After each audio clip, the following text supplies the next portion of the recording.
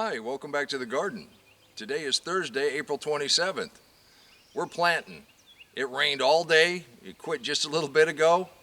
April showers. Let's get some stuff in the ground. Come on, let's plant. Okay, right over here we have our amaranth, and that's going to be tall. Then right over here, I went ahead and planted the sunflowers, and those are going to be tall. And in front of that, I've planted some corn. So the corn can be in front of the sunflowers, which are just going to head out way up high. We don't have to mess with those. The amaranth, we can get leaves from the outside of the fence, and we're waiting for seed on that. I've got 2 rows here that we can walk on. I think we're going to go ahead and put the okra, which is also going to get tall. So I'm trying to get all the tall stuff in the back of the garden. So come on, let's get these in the ground. I'm just going to do 2 rows. And like I like to do, I'm just going to pre-dig these holes. It makes this go a little faster.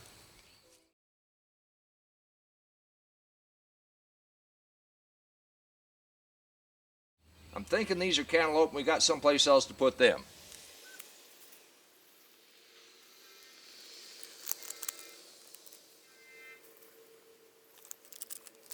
Now I can just hear the gasps out there. I'm putting these in 3 at a time. This is going to be a test of the living soil in the deep mulch. We don't fertilize, we cover with mulch, we're feeding the soil. The soil is going to feed our plants. We're going to test this out. See just how tight we can actually pack these and still have them grow well. I've got a hunch we're going to do just fine. And there you go. All the okra is in. When's the best time to start a deep mulch garden? That would be 7 years ago. When's the second best time to start a deep mulch garden? That'd be today, right now.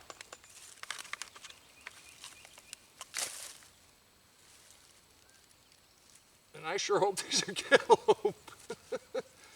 Whatever they are, I bet they trellis. All right, let's find something else to plant. Now I think these are watermelons. And I'm just going to go ahead and plant them against this east fence. If they trellis some, great. If they vine out, great. And we've got a bunch of them. Critters get some, we get some. We'll see what we get. Let's go ahead and pull this mulch back and get it up against the fence.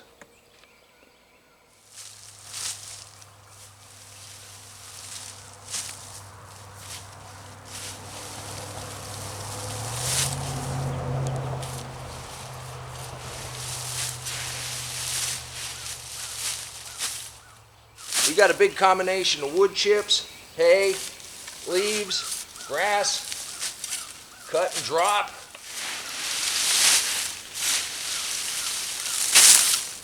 When we stir this mulch up, we just allow a little more air into it. But look how beautiful that soil is. And that's the other thing. I mean, it's been raining off and on for a couple days. And this is not mud. I can dig into that with my hands, easy. These are ready to go in. I just pulled that mulch back and you see how easy that is to dig in. I wish I would have used different containers to start these in, although that's beautiful. I know I'm putting them way too close together.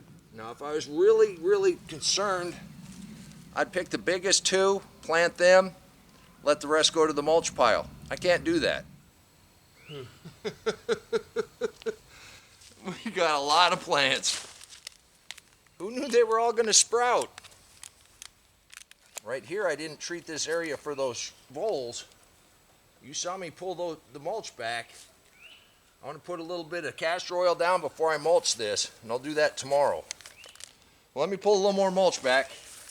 I mean, we can't go too far. We've got this grape.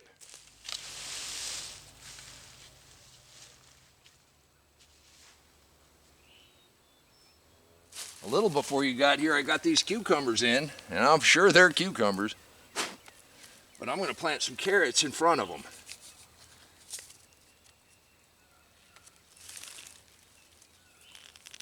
And this soil's damp enough, and it's going to be cool enough. I'm not even going to cover them with cardboard. We'll see how those germinate.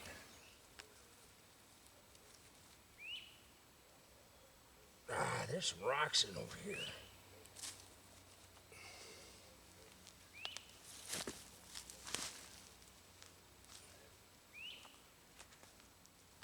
Now, of course, the butternut squash I started, I threw too many seeds in here, and they all germinated. So we are going to separate these.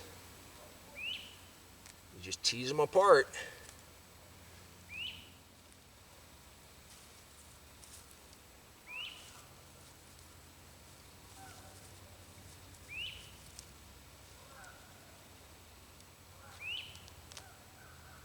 Get real close to where they're coming out together and try to break that root line in a straight line.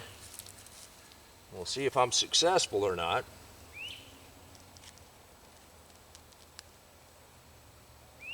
There's roots on both of these.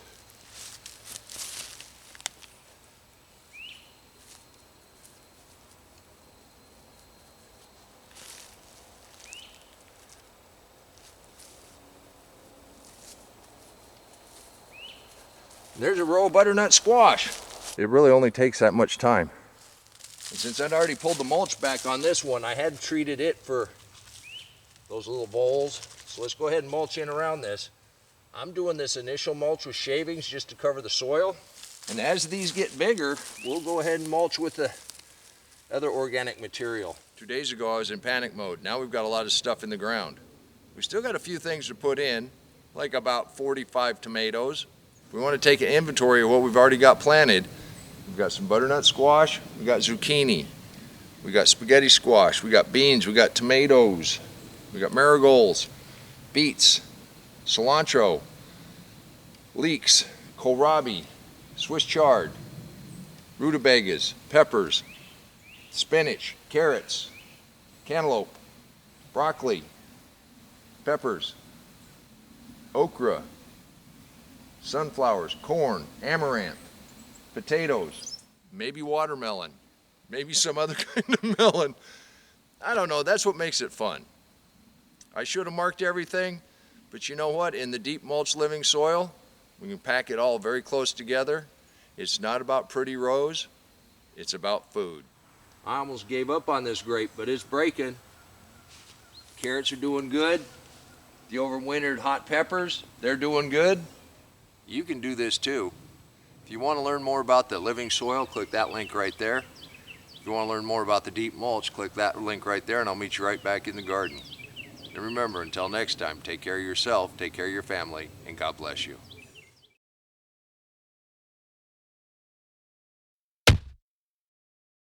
Come on, let's plant. Let's go plant garden.